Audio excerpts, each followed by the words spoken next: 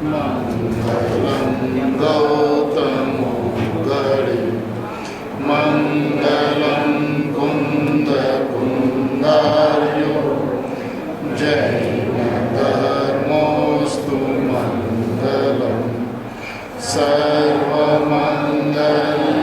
मांगल्यम सर्वकल्याणकारकम प्रदानं सर्वधर्मानं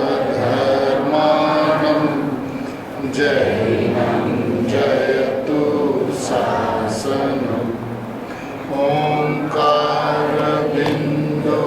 संयुक्तं नित्यं ध्यायन्ति योगिनः कामदं मोक्षदं चैव ओंकाराय नमो नमः नमः समय साराय स्वानुभूत्या चकासते जिस्वभावाय भावाय सर्वभावान्तरचिते अज्ञानतिमिरान्धानां ज्ञानाञ्जन्यशलाकया चक्षुरुन्मीलितं येन तस्मै श्रीगुरुवे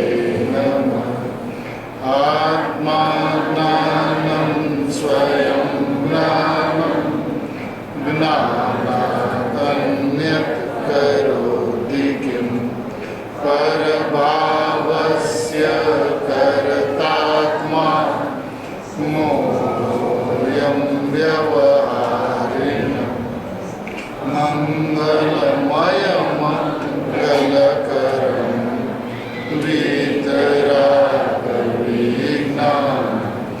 नमो कायजाते वैरहन्तानि महम्। ओम नमः सिद्धेभ्य नमः सिद्धेभ्य नमः सिद्धेभ्य।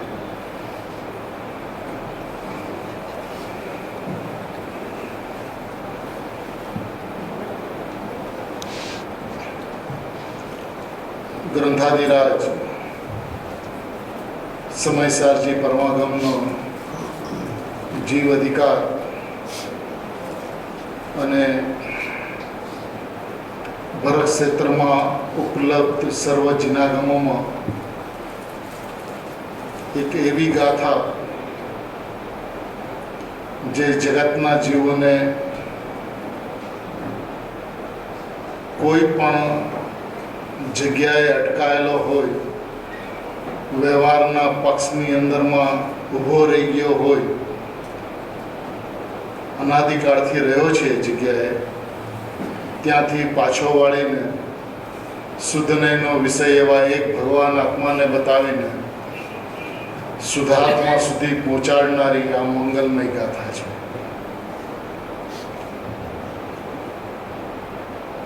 વાસ્તવિકતા નો વિચાર કરવામાં આવે તો ખરેખર વસ્તુની વ્યવસ્થા જેમ છે, જેવી છે, જે રીતે છે તે રીતે જાણતો અને માનતો નથી, એનો દોષ છે. અને આ દોષ હોવા છતાં પણ વસ્તુ સ્વભાવમાં કાંઈ અંતર નથી. પરિણામની અંદરમાં એક સમય માત્ર જે ભૂલ થઈ છે એ સમયે પણ સ્વભાવ તો એવો ને એવો રહ્યો છે, પરિણામનો સ્વભાવ પણ એવો ને એવો રહ્યો છે. દ્રવ્ય સ્વભાવ તો જેમનો તેમ અપરિણામી નિષ્ક્રિય શુદ્ધ રહ્યો છે, પણ પરિણામનો સ્વભાવ પણ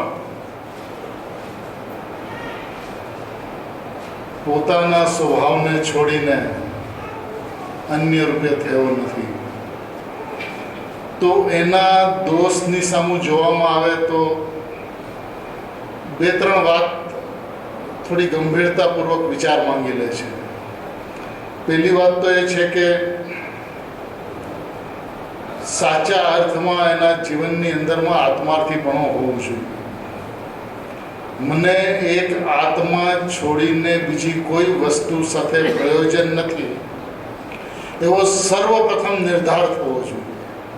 અને આ નિર્ધાર નહીં હોવાને કારણે દેવશાસ્ત્ર ગુરુના સાનિધ્યમાં આવીને પણ એ અટકાઈ જાય છે, અટવાઈ જાય છે, ફસાઈ જાય છે, ચોંટી જાય છે.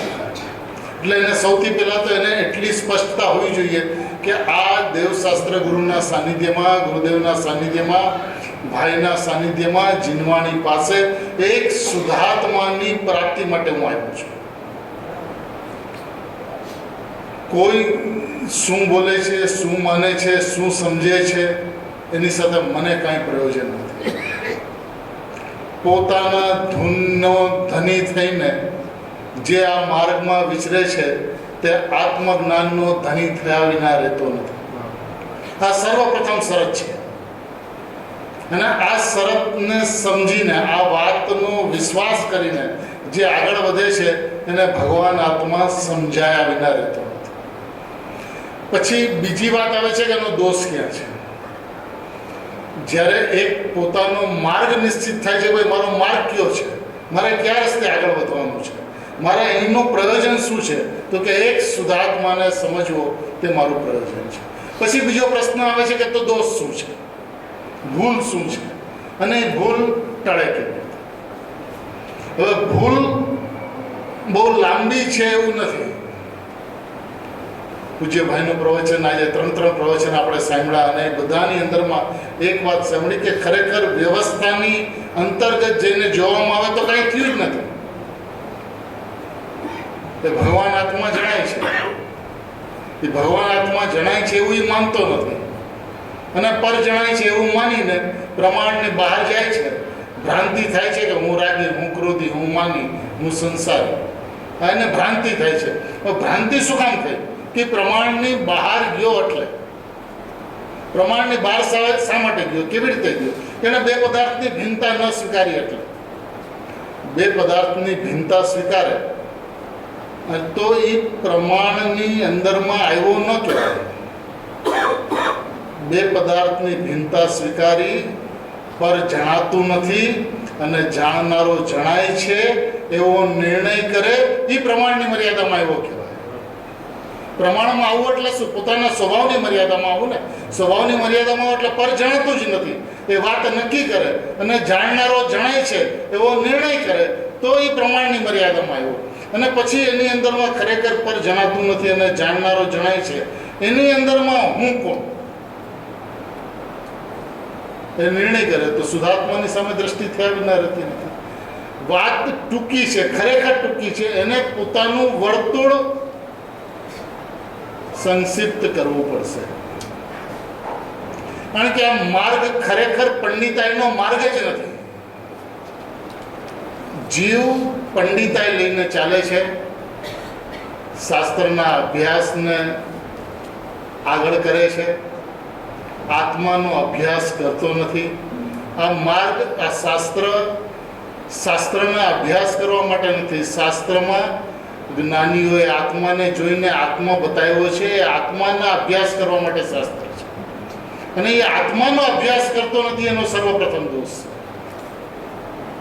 ગુરુદેવની વાત સાંભળી, ભાઈની વાત સાંભળી, સમયસારની વાત સાંભળી, એ સમયસારની ભાષા બોલે છે, ગુરુદેવની ભાષા બોલે છે. પણ એ ગુરુદેવની ભાષા બોલવાથી એનું કામ નહીં થાય. એનું કામ તો થશે કે પોતે અંતરંગમાં જઈ પોતાના આત્માની સાથે વાતો કરી, આત્માની સામું જોઈ, એનો પાકો પોતે સ્વયં પોતાની મેળે નિર્ણય કરે અને નિર્ણય કરીને આગળ વધે તો સ્વભાવ હસ્તગત થયા વિના રહેતો નથી. આ એકદમ સરળ ઉપાય છે.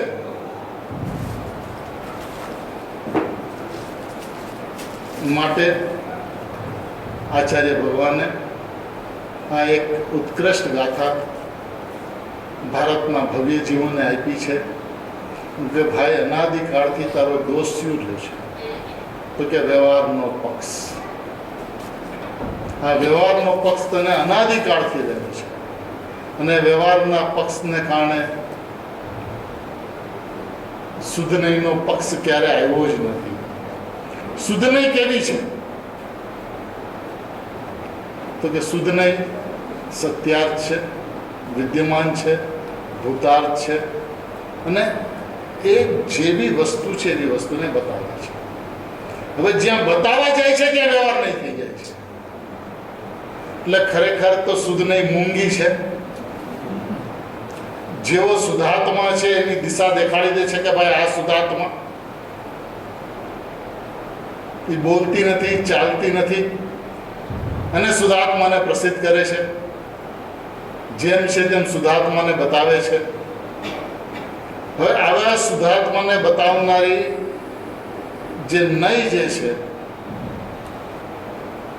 કે શુદ્ધાત્મા આવો છે, શુદ્ધાત્મા આવો છે, જ્ઞાન તે આત્મા છે, રાગ તે આત્મા નથી, આવું જે બતાવનારો જે વ્યવહાર નહીં છે, એ વ્યવહાર નહીં નો અનાદિકાળથી જીવને પક્ષ છે.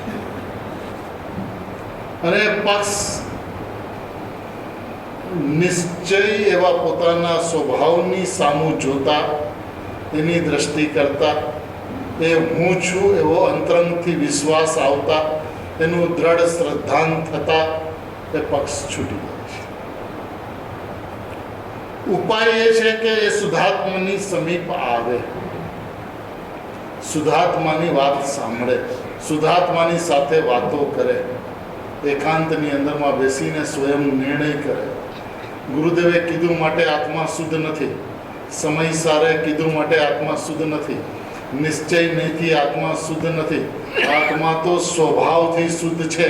તો એ નિર્ણય એને પોતાના સ્વભાવની સમીપ જઈને આવવો જોઈએ. ગુરુદેવની સમીપમાં આવીને નિર્ણય આવે, ભાઈની સમીપમાં એમની વાણી સાંભળીને નિર્ણય આવે, તો એ નિર્ણય નથી, એ પરાધીનતા છે. એ પરાધીનતામાં એ આગળ નહીં વધી શકે. આવું અનાદિકાળથી કર્યું છે, અનંત વખત કર્યું છે. ભગવાનની વાણી સાંભળીને જેમ છે તેમ કહી દે. 11 અને 9 પૂર્વનો અભ્યાસી થાય તો આ બધી વાત તો સહજ હોય. પણ એને શું ભૂલ કરી? પોતાના શુદ્ધાત્માનું બળ ના આવ્યું, પોતાના શુદ્ધાત્મા સાથે વાતો ન કરી. હું એક નાયક માત્ર, નિર્વિકલ્પ માત્ર વસ્તુ છું એવો નિર્ણય ન કર્યો, યથાર્થ નિર્ણય ન કર્યો. યથાર્થ નિર્ણય ન થવાથી અનુમાન જ્ઞાનમાં ન આવ્યો, અનુમાન જ્ઞાનમાં ન આવ્યો તો અનુભવ જ્ઞાનમાં ન આવ્યો. એ ભૂલ આપણામાં રિપીટ ન થાય એના માટેની આ ગાથા છે. એ ગાથા એમ બતાવે છે કે વસ્તુનું સ્વરૂપ અનાદિ અનંત શુદ્ધ રહેલું છે, અને અનાદિ અનંત શુદ્ધ છે એવું જે દર્શાવે છે એ શુદ્ધ નહીં છે. અને જેવું છે એવું નથી દર્શાવતું, નથી બતાવતું, એ વ્યવહાર નહીં છે. તો જેવું છે એવું ન બતાવે એનો પક્ષ છોડી દેજે, અને જેવું છે એવું જે બતાવે છે એના પક્ષ ગ્રહણ કરજે. એવા સ્વભાવને ગ્રહણ કરજે. એ સ્વભાવને ગ્રહણ કરતા આગળ ચાલતા એ પક્ષ કહેવાશે. પક્ષથી એ આત્મા જ્ઞેય થતા, એ આત્મા અનુભૂતિમાં આવતા, એ સમ્યક અનેકાંતનો જન્મ થતા એ જ્ઞેય થયું એમ કહેવાશે. વાત આટલી ટૂંકી છે, પણ દર્દ એ વાતનું છે કે આત્માર્થીઓ ભગવાન આત્માની વાત સાંભળીને ભગવાન આત્મામાં બેસી નથી. આપણે દિવસની અંદરમાં 3 પ્રવચન ભાઈના સાંભળીએ, એક પ્રવચન ગુરુદેવનું સાંભળીએ, અને રૂવાડા ઊભા ન થાય. એ વિધિ કેટલી સરળતાથી બતાવી દે કે ભાઈ જ્ઞેયનું જ્ઞાન તો થતું જ નથી, જ્ઞાનનું જ્ઞાન થાય છે, અને જ્ઞાનનું જ્ઞાન થાય છે એમાં જે આવ્યો એને જ્ઞાયકનું જ્ઞાન થઈ જશે. બસ આટલી વાત છે. વાત લાંબી નથી, આ ટૂંકી વાત, આ ટૂંકું રહસ્ય એને સમજવા યોગ્ય છે. એની રહસ્ય સમજે તો વસ્તુ સમજાયા વિના રહે. 2 વાતની અંદરમાં કર્તાપણું અને જ્ઞાતાપણું, જીવ તત્વની ભૂલ ને સમર્થ તત્વની ભૂલ, 2 લીટીની અંદરમાં આખું જૈન દર્શન સામે મૂકી દે. વસ્તુનું સ્વરૂપ જેમ છે તેમ એના જ્ઞાન શ્રદ્ધામાં શા માટે નથી આવતું? આચાર્ય ભગવાન અહીંયા દ્રષ્ટાંત દ્વારા પણ એ વાત ચોખ્ખી કરે છે. માટીની મલિનતા જે છે એ નિર્મળ પાણીનું નિમિત્ત છે.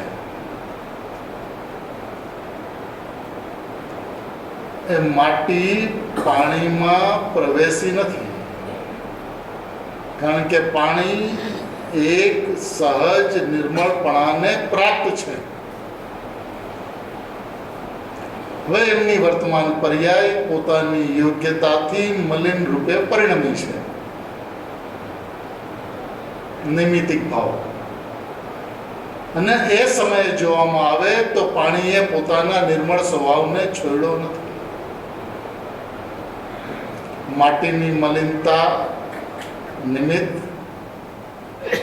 નૈમિતિક ભાવ એ પાણીની વર્તમાન યોગ્યતા, અને એ સમયે વસ્તુ પોતાના સ્વભાવપણાને ન છોડતી, એકરૂપ રહેતી, નિર્મળપણાને જ પ્રાપ્ત થઈ હોવા છતાં પણ એવી દ્રષ્ટિ ન હોવાથી એ વિવેક નહીં કરનારાઓ મલિન પાણીનો જ અનુભવ કરે છે. આટલી વાત છે.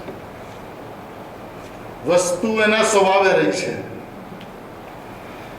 નૈમિતિકમાં જે કાંઈ પણ થયું એનું નિમિત્ત સાથે સર્વથા અભાવ છે. માટીની મલિનતાનો પાણીની અંદરમાં સર્વથા અભાવ છે.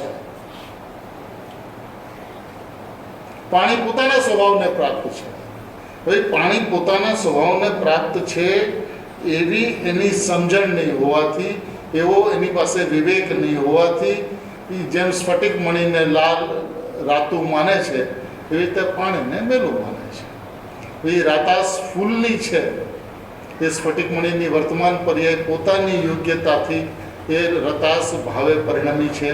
એમાં ફૂલનું કાંઈ જ નથી એવી એની જે સ્વાધીનતા છે, એવી એ એક સમયની વર્તમાન પર્યાયની યોગ્યતા અને સ્વતંત્રતા જે છે એને જે સ્વીકારે છે એની દ્રષ્ટિ ફૂલ ઉપરથી હટી જાય છે, અને ફૂલ ઉપરથી હટીને એની દ્રષ્ટિ સ્ફટિક ઉપર ચાલી જાય છે.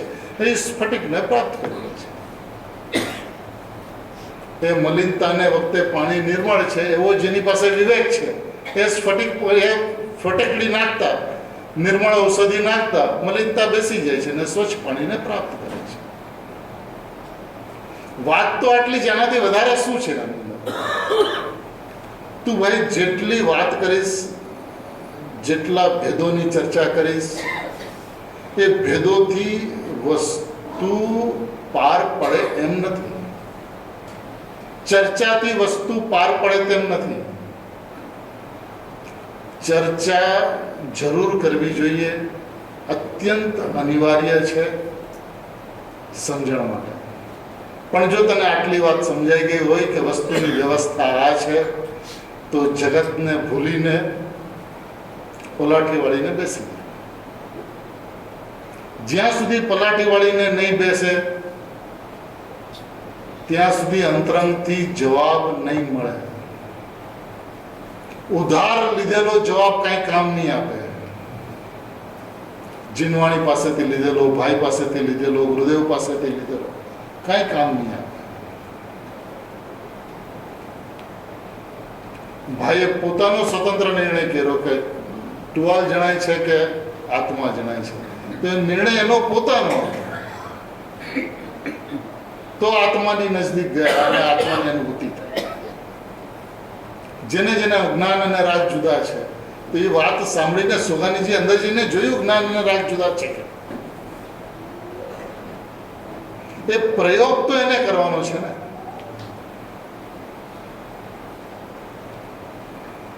કાઢવા માટે, દેવા માટે ગુરુદેવે અને ભાઈએ કંઈ બાકી નથી રહ્યું.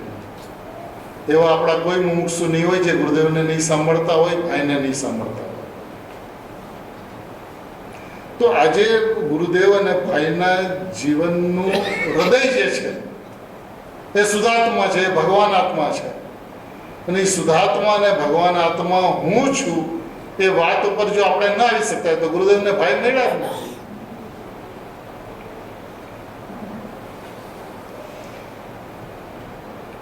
એ વાત એને સમજાવી જોઈએ.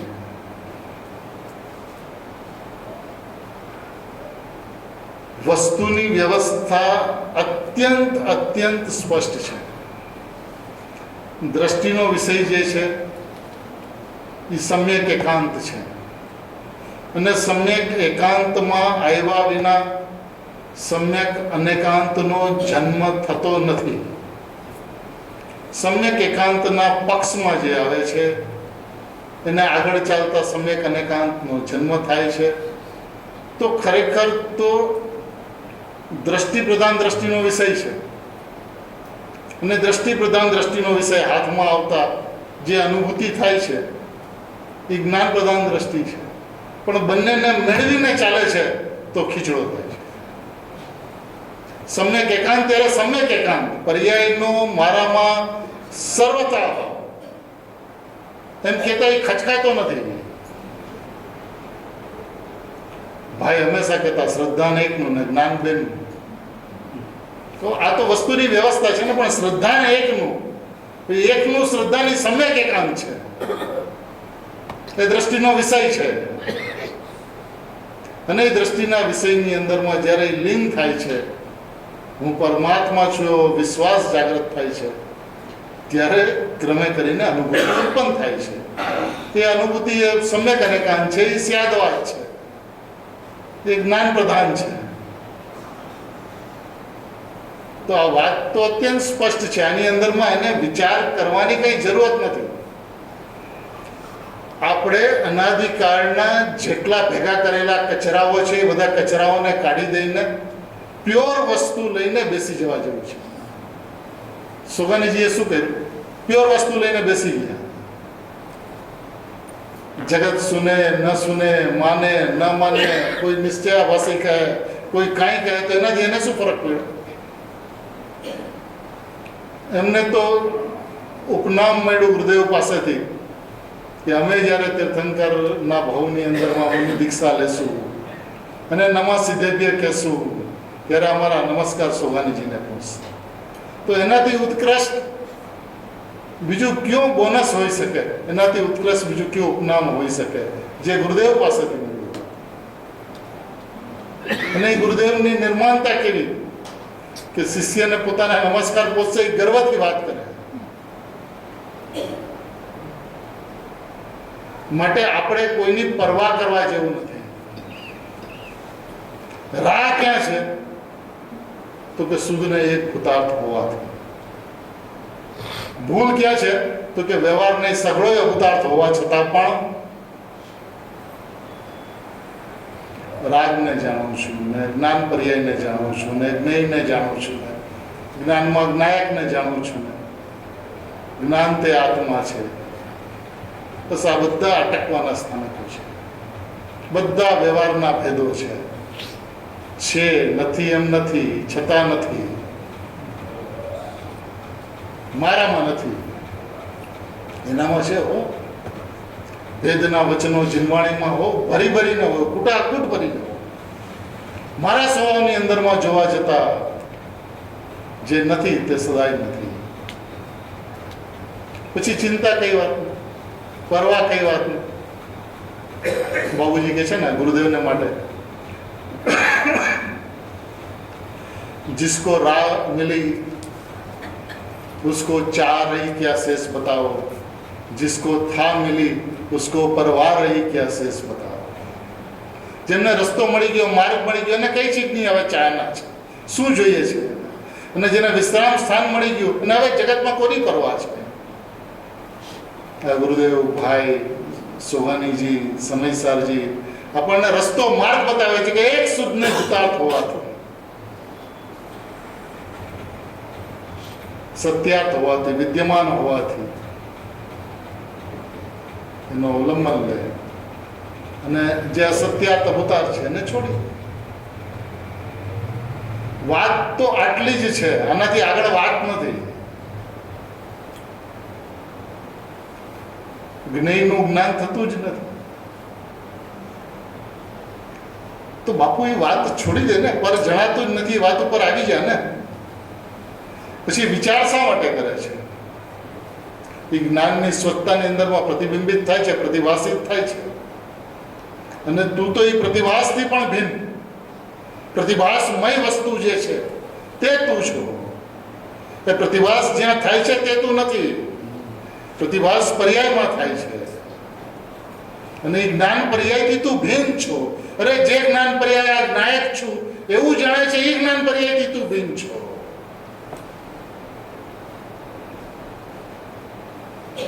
પર જણાતું નથી એ વાતનો એકરાર કરવાની અંદરમાં દ્રષ્ટાંતો આપીને, સિદ્ધાંતોથી બધી રીતે સિદ્ધ કરીને ભાઈએ જિંદગી આખી આ વાતને સિદ્ધ કરી. જિંદગી આખી વ્યવહારને જુઠ્ઠા લાલ કીધું. ગમે એટલો વિરોધ થયો, એ પોતાની ધારા ઉપર અડીગ રહ્યા, અચલ રહ્યા, જગતને ઝૂકવું પડ્યું. કારણ કે વસ્તુની વ્યવસ્થા તો અંદર જોઈને કહેવાય છે ને. કોઈ માને ન માને એનાથી એને શું ફરક પડી ગયો? આજ ગુરુદેવનો આખા વિશ્વે વિરોધ કર્યો, ગુરુદેવને શું ફરક પડ્યો? કારણ કે આપણે વસ્તુને એવી અંતરંગમાં જોઈ છે ને જોઈને બતાવી છે. પછી આજે તને ગુરુદેવની વાતમાં કંઈ પ્રશ્ન ન થવો જોઈએ. ગુરુદેવની ભાઈની વાતમાં તને ક્યાંય પ્રશ્ન ન થવો જોઈએ. એમાં પ્રમાણ વચન જ ચાલવું જોઈએ. અને જઈને તું જો એવું અંદર છે કે નહીં, અને અંદર જા ને એવું ન બને પછી વાત કરીએ. એવું નહીં મળે, એવું બનશે નહીં, એવું જ મળશે જેવું કીધું છે. તું સંયમથી બુદ્ધિથી તું વાતને પાર લગાડવા જાય તો એ પાર લાગે એવી વસ્તુ નથી. તર્કનો માર્ગ થોડીને છે. ઠીક છે, ન્યાયથી, તર્કથી, યુક્તિથી, લોજિકથી વાતને સમજાવવામાં આવે છે, પણ માર્ગ તો અનુભવ પ્રધાન છે. અનુભવથી સિદ્ધ થાય એવો માર્ગ છે. અને અનુભવની વિધિ છે સામે.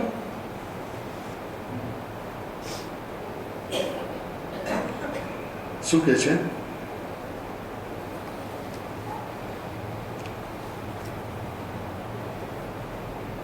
એવી રીતે પ્રબળ કર્મના મળવાથી જેનો સહજ એક નાયક ભાવ તિરોભૂત થઈ ગયો છે, એવા આત્માનો અનુભવ કરનાર પુરુષો, આત્મા અને કર્મનો વિવેક નહીં કરનારા, વ્યવહારથી વિમોહિત હૃદયવાળાઓ તો તેને એટલે આત્માને, જેમાં ભાવોનું વિશ્વરૂપપણું એટલે અનેક રૂપપણું પ્રગટ છે એવો અનુભવે છે.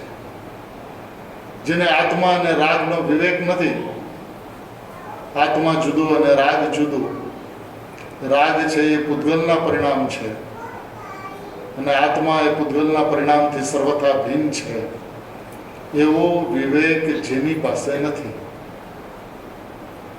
કારણ કે ન્યાયથી વિચાર કરે ને કે રાગ આત્મામાંથી આવે છે, નથી આવતો. રાગ આત્મામાં જાય છે, નથી જતો. તો એ આત્માનો વસ્તુ કેવી રીતે?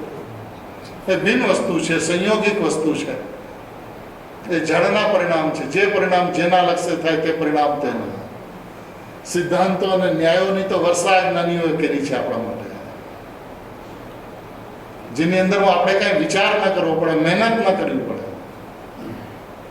પણ અંતરંગમાં જવાનો પુરુષાર્થ તો એને કરવો પડે. એ ગુરુદેવ અને ભાઈ નહીં આપી દે. જ્ઞાનીઓ દિશા દેખાડશે, દશા તો પોતાને લાવી પડશે.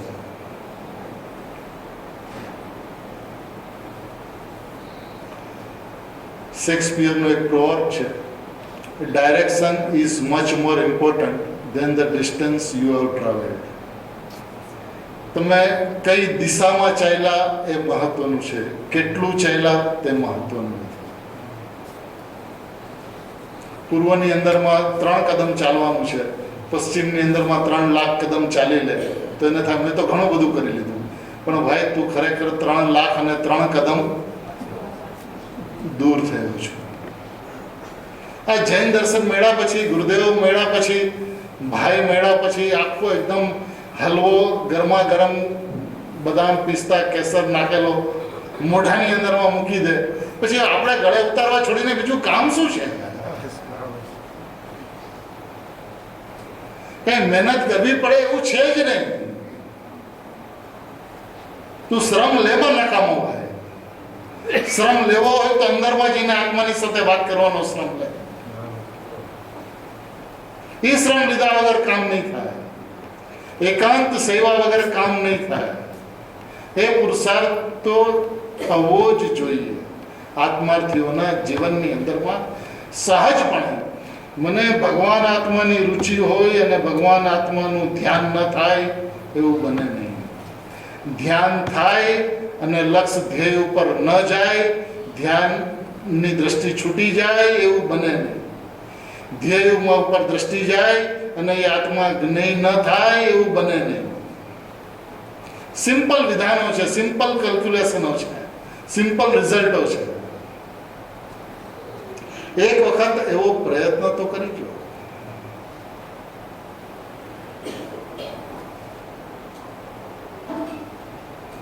ભેદ પ્રભેદ હવે બસ થાઓ, બસ થાઓ.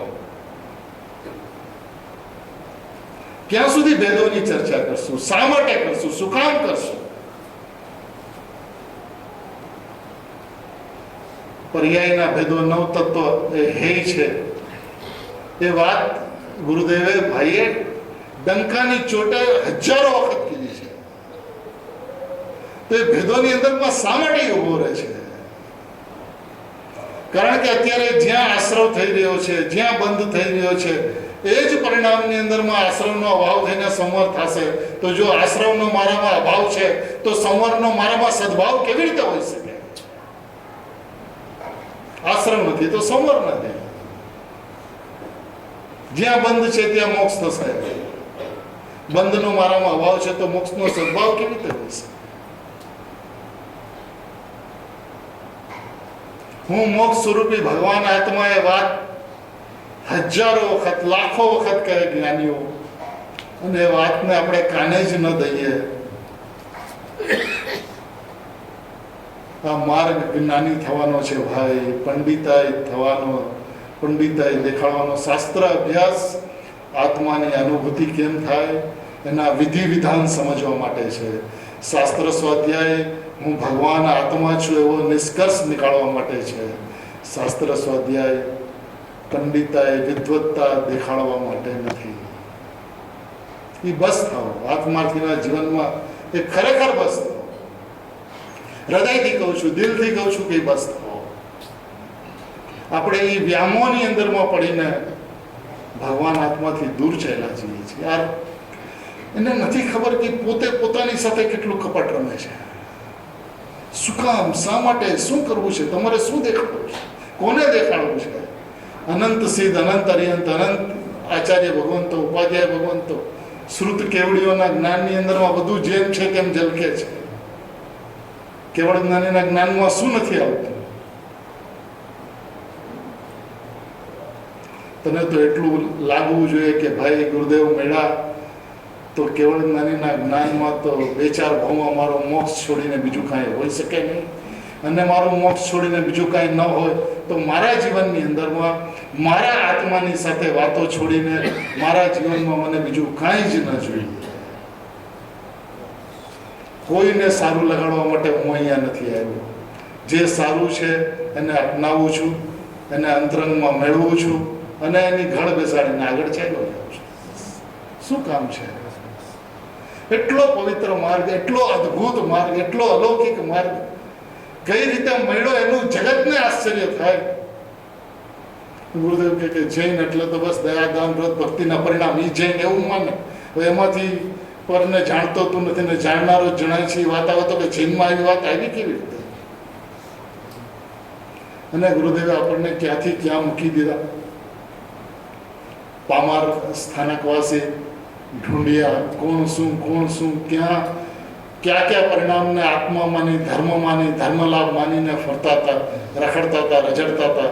ત્યાંથી ભાઈ એક સુધાત્મા તે હું છું એવું જે સમજે, એવું જે જાણે, એવું જે માને, એ સમ્યક દર્શન ધર્મની પહેલી સીડી છે. એવું કેનારા પિતા મેળા, પરમ પિતા મેળા. અને આજે આપણે ઇધર ઉધર ફાફા મારીએ અને પોતાને તકલીફ થવી જોઈએ કે હું શું કરું છું, શા માટે કરું છું, મને શું જોઈએ છે. આ દેવગુરુના સાનિધ્યમાં આવીને હું શું ગોતું છું?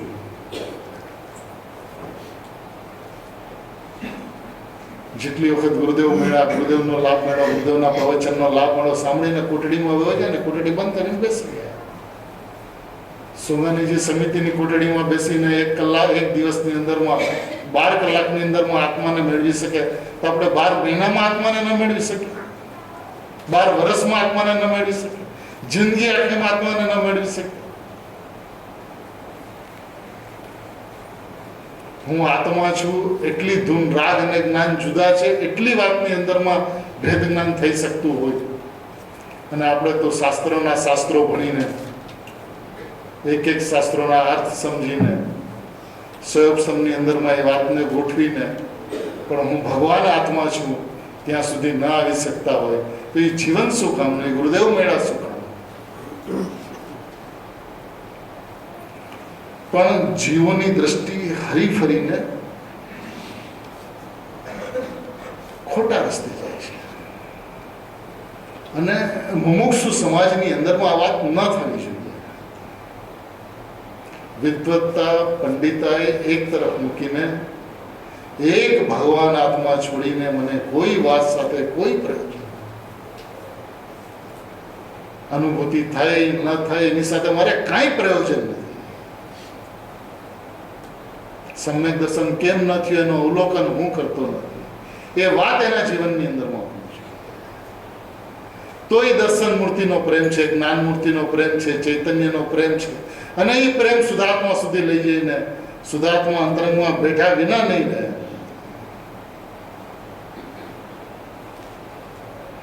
જો અનાદિકાળની જે તકલીફો છે એને તો આચાર્ય ભગવાન દૂર કરે છે કે ભાઈ તને અનાદિકાળથી શું થયું છે, કેમ થયું છે, કેવી રીતે થયું છે, તું ક્યાં પક્ષમાં રહ્યો છો, કઈ ભૂલ થઈ છે, પરસ્પર ઉપદેશ દેનારા તને કેવા મળ્યા છે, આ ઉપદેશ કેટલો વિરલ છે, એ બધી વાત આચાર્ય ભગવાન કહી દે છે, જ્ઞાનીઓ કહી દે છે.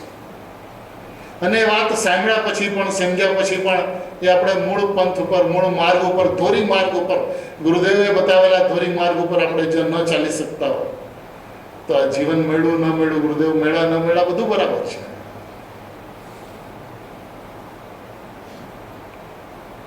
એટલે આ જાગવાનો સમય આવ્યો છે. જે પરિણામ થવા યોગ્ય છે એ પરિણામ થાય જ છે, થયા છે, એમાં આમ કેમનો પ્રશ્ન નથી. થવાના છે એમાં આમ કેમનો પ્રશ્ન નહીં રહે. પણ પરિણામની વસ્તુ વ્યવસ્થા સમજીને, પરિણામના સ્વભાવને સમજીને, પરિણામની થવા યોગ્યતાને સમજીને, પરિણામ ઉપરથી દ્રષ્ટિ હટાવીને એક શુદ્ધાત્મા ઉપર દ્રષ્ટિ, એક ત્રિકાળી ભગવાન ઉપર દ્રષ્ટિ, એક પરમાત્મા ઉપર દ્રષ્ટિ, એક અકારણ પરમાત્મા ઉપર દ્રષ્ટિ, અકર્તા, અભોક્તા, અવેદક પરમાત્મા ઉપર દ્રષ્ટિ, એ આત્માર્થીઓનું પવિત્ર કર્તવ્ય છે.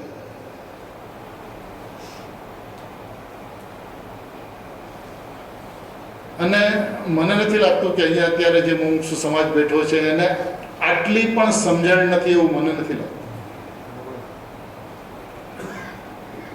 આ હોવું જોઈએ, સહજપણે હોવું જોઈએ, સ્વાભાવિકતાથી હોવું જોઈએ.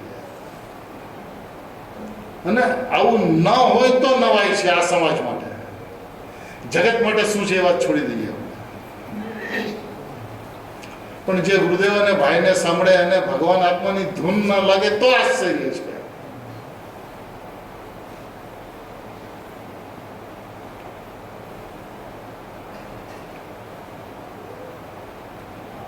અદ્ભુત કાળ છે.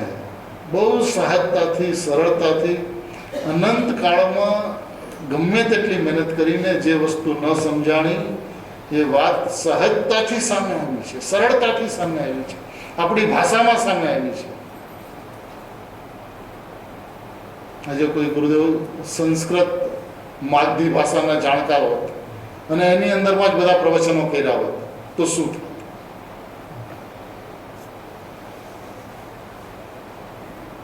અરે કાંઈ નહીં, હિન્દી ભાષામાં પ્રવચનો કર્યા હોત તો આજે જે ભાવો જે સમજાય છે, વજન જે સમજાય છે એ સમજાય.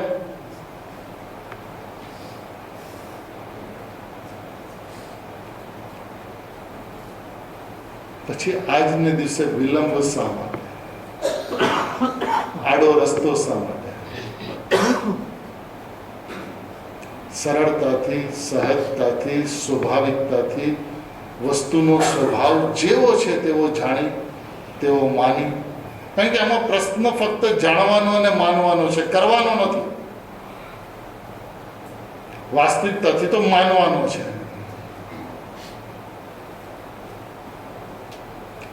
એ એવું માનતો નથી. પાણી સ્વભાવથી નિર્મળ છે એવું માનતો નથી, તો એ પાણીને મલિન અનુભવે છે.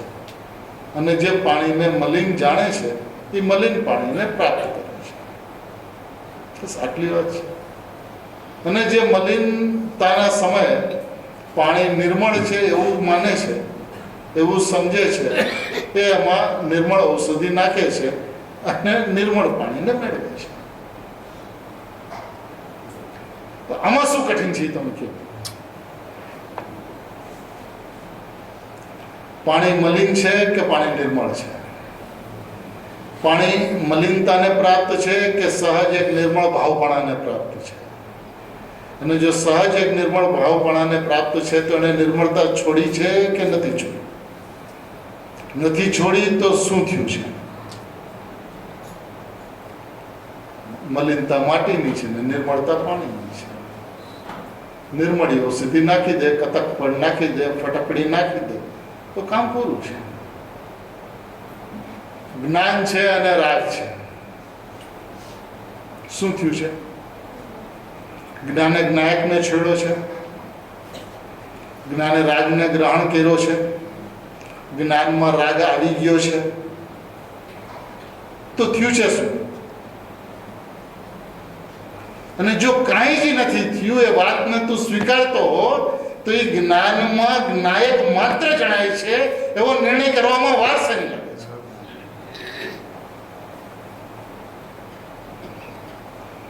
રાગ આત્માનો ભાવ નથી, રાગ આત્મામાંથી આવ્યો નથી, રાગ આત્મામાં જતો નથી. જ્ઞાન અને રાગ બંને એક સમયમાં એક સાથે હોવા છતાં પણ બંને જુદા જુદા છે. રાગ છે એ જ્ઞેય છે, ભાઈ તો ઘણું લીધું અત્યારે. રાગ છે એ તો જ્ઞેય છે અને આત્મામાં જ્ઞાન થાય છે. તો જ્ઞાન અને જ્ઞેયની વચ્ચેનો કયો સંબંધ હોઈ શકે? તો હું રાગી કે જ્ઞેયાકાર જ્ઞાન જણાય છે? એ જ્ઞેયાકાર કે જ્ઞાનાકાર? એ જ્ઞાનાકાર કે જ્ઞાન? એ જ્ઞાનાકાર અને જ્ઞાન એવો વિભાગ નિર્મળ પાણી અને નિર્મળ પાણીનું પરિણમન એવા વિભાગ પાણીની અંદરમાં છે. જ્ઞાનાકાર અને જ્ઞાન એવા વિભાગ જ્ઞાનની અંદરમાં છે. એ જ્ઞાનમાં તો જ્ઞાન જણાય છે. જ્યારે કાંઈ જ થયું નથી એવું સમજાય છે ત્યારે એ ભેદ જ્ઞાનના માર્ગે ચડી જાય છે. માં તો નિર્મળી ઔષધિ નાખી, અહીંયા તો કાંઈ નાખવાનું નથી. સમજવાનું છે, માનવાનું છે કે ભાઈ વસ્તુમાં શું થયું છે. જ્ઞાન જ્ઞાન રૂપે છે અને રાગ રાગ રૂપે છે. રાગ જ્ઞાનમાં આવ્યો નથી અને જ્ઞાન રાગમાં ગયો નથી. કાંઈ જ તો નથી થયું. તો શું થયું હતું? તો કે માન્યતામાં ભ્રાંતિ થઈ હતી. બસ વાત. જ્ઞાન અને રાગ એક નહોતા થયા. રાગ જુદો અને જ્ઞાન જુદો. તો શું થયું? તો માન્યતામાં ભ્રાંતિ થઈ હતી. તો ભ્રાંતિ ક્યાં થઈ હતી? માન્યતામાં. હવે આ ભ્રાંતિ મટે કેવી રીતે? તો કે બંને જુદા છે તો એને જુદા જાણીને, જુદા જાણીને જ્યાં તું છો ત્યાં આવીને ઉભો રહી જાય. હું રાગી એમ માનતો તેની બદલે હું જ્ઞાની એટલે જ્ઞાયક એમ માન. તો જ્યાં જ્ઞાયક ઉપર આવીને ઉભો રહી તો જ્ઞાયક જણાય છે. અનુભૂતિમાં આવી ગયો, સ્વસંવેદનમાં આવી ગયો. કહેવામાં તો આટલી વાર લાગે છે, અનુભવમાં એટલી વાર નથી લાગતી.